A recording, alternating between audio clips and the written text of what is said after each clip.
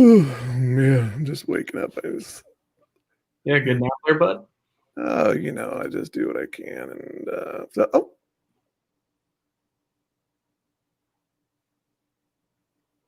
that's right. We're doing Tech Talk Tuesday. It's 7 o'clock Eastern, which means we're going to bring all the nerd news from the last week, really from the past couple of days, because you want it to be a little bit fresh, right? Yeah, that's typically how it ends up being, right? Yeah, I mean, I just was kind of examining that. I'm like, yeah, that's not really true at all, because you've already heard the old stuff from upwards of hours ago. So yeah, thanks for joining us. I'm Matt, and this is Neil. He's here. Wait, can I do it? Boop, there it is. Oh, you're getting so good at that. Boop. I just got to think opposite. There we go. Thanks for joining us. We'll actually, I think, just dive right in. How about that? Yeah, let's do it. Well, now that you want to, maybe I don't want to. Let's ramble a little more. Let's do it. So, Facebook is going to be basically the way that you have to log in for Oculus users. Now, it's not till 2023. So it's like, let's not get ahead of ourselves. But I think this is kind of fascinating. They already have an existing Oculus account system. So you can have an Oculus account independent of a Facebook account. And they're doing away with that. And so they basically just tweeted this out saying that tough luck and prepare yourself. And understandably, a lot of people are pretty upset about it. So I don't know. You and I both have kind of, I think, similar feelings about, forcing people into a single channel, I guess, for your authentication, which also means, single vector for vulnerability in a lot of different ways. So I'm guessing I know what you're going to say. Yeah, this is crazy. The fact that Facebook thinks, well, they don't think, they know that they're going to get away with this probably. I think that the timeline is important here too. They are saying almost 3 years into the future. So I think that they're trying to get ahead of it right now, and basically get the bad press out of the way. That way, when the transition happens, it's like, hey, we told you this was going to happen. But yeah, I mean, it's almost like read the room a little bit for me. I get that they're trying to force people onto their platform. They want that data. They want all of these things. But yeah, I mean, this just feels super weird. This is something that I was actually a little concerned with when Facebook actually acquired Oculus. I was like, how are they going to integrate? I think everybody was. I mean, I think that this is a huge opportunity for other platforms to potentially come in and kind of sweep some of that market share up, because I think people are going to drop them. I enjoyed in the Twitter feed. Yeah. I was enjoying the Twitter feed, where they actually announced this. And one of the top rated tweets was somebody said, yo, at HTC Vive, you up?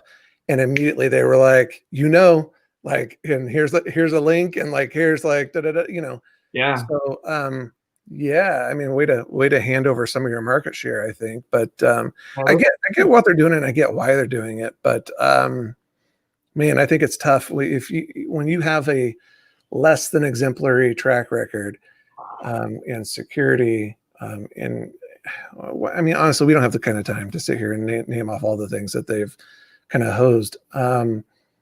And this is kind of your move. I mean, you're going to have to expect some blowback, I think.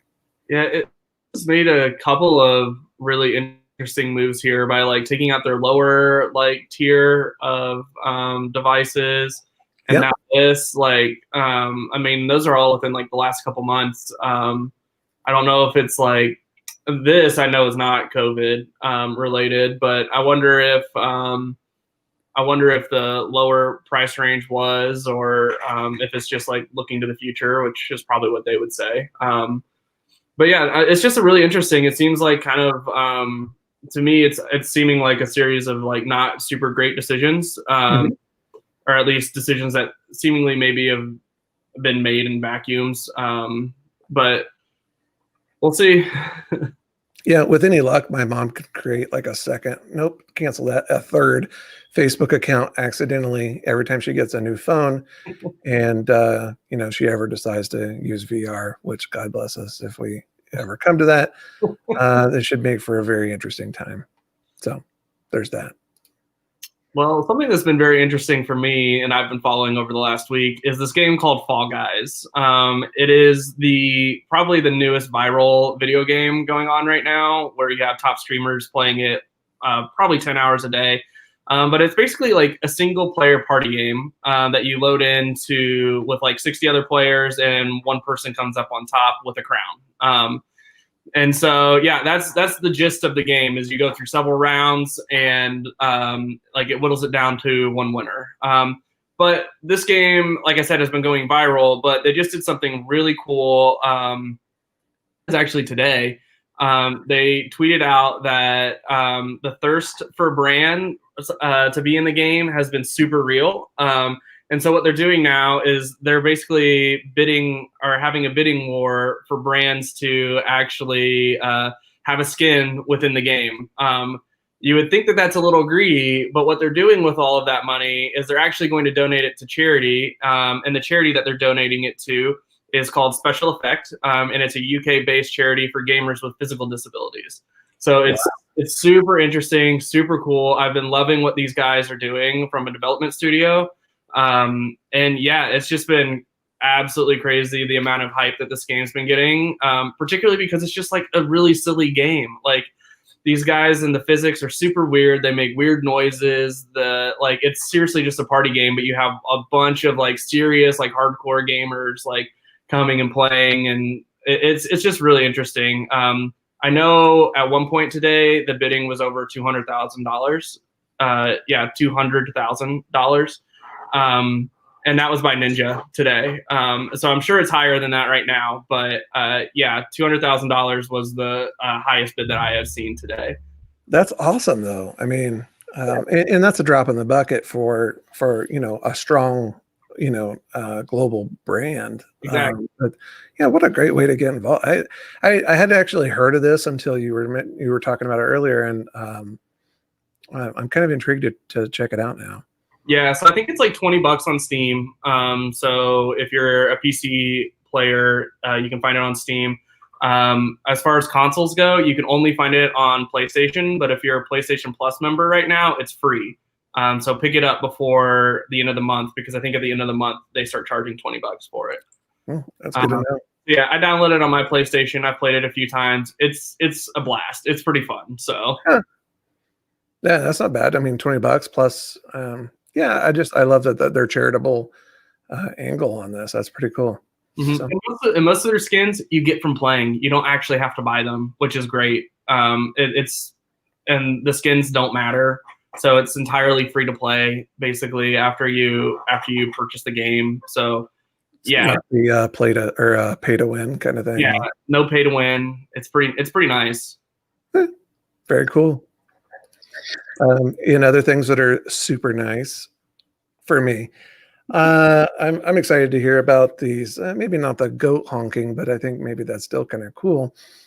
But pothole detection. So as usual.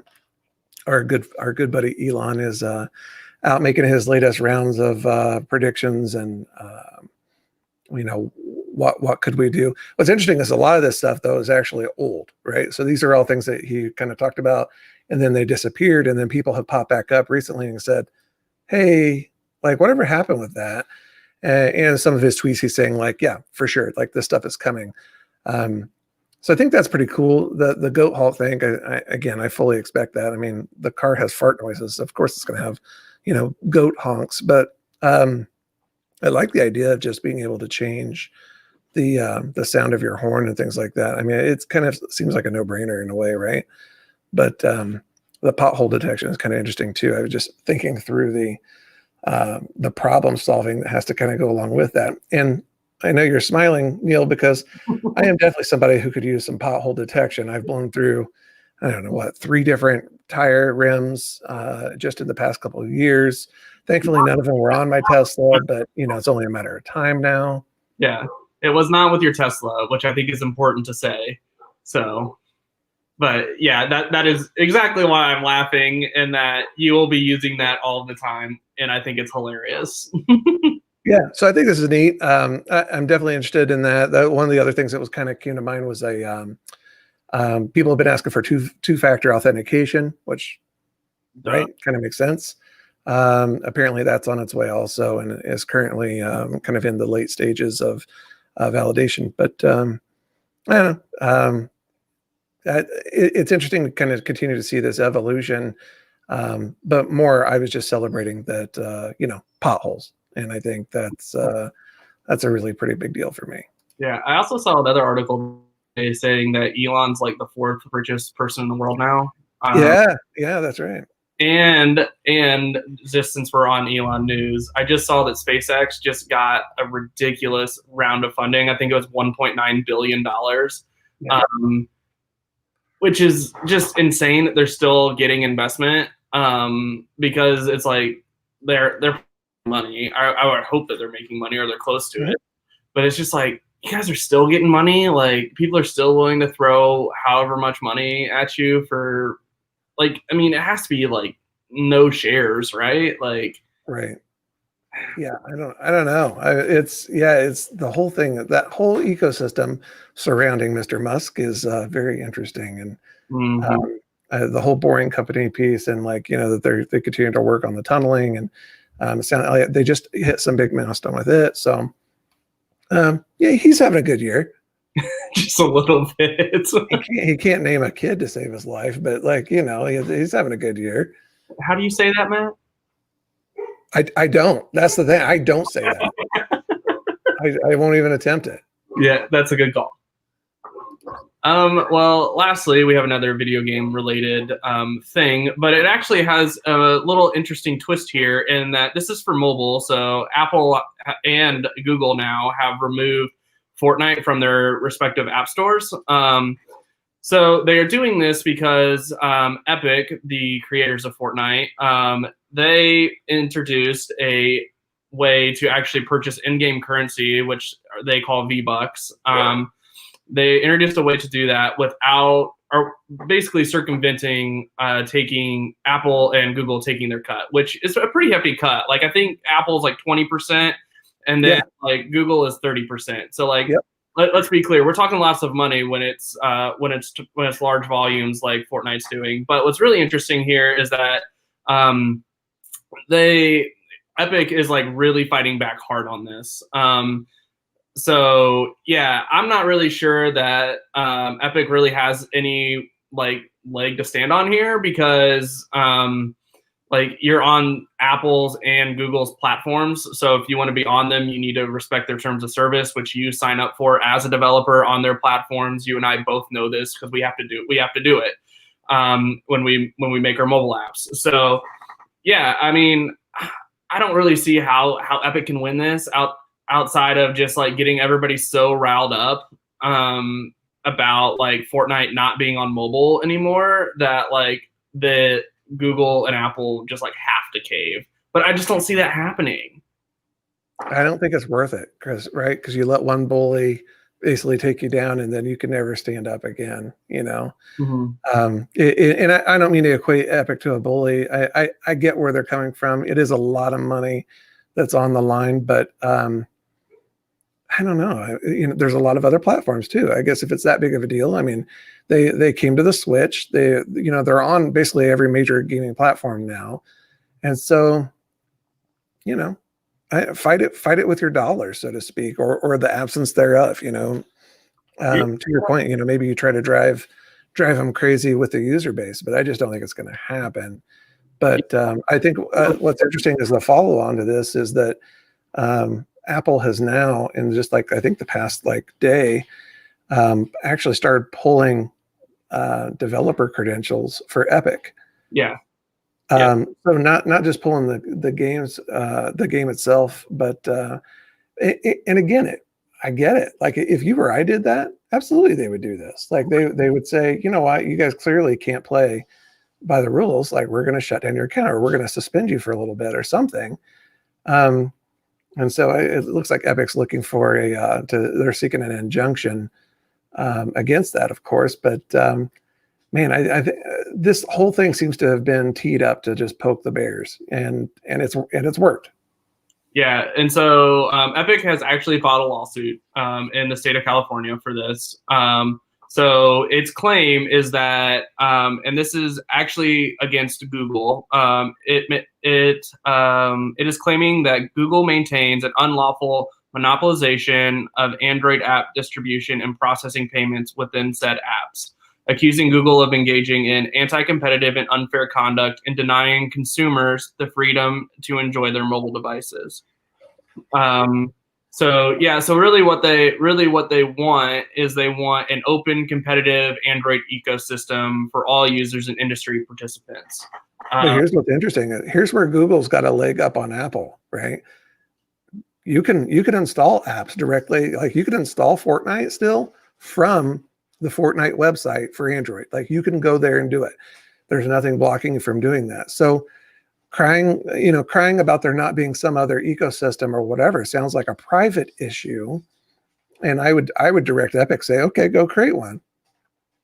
Yeah, I mean, like, what's stopping them from creating like an Epic launcher on their thing that just launches the Fortnite app? Like nothing. Like it has to get reviewed by Google, but like you and I know, but the Google review is not nearly as hard as the Apple review.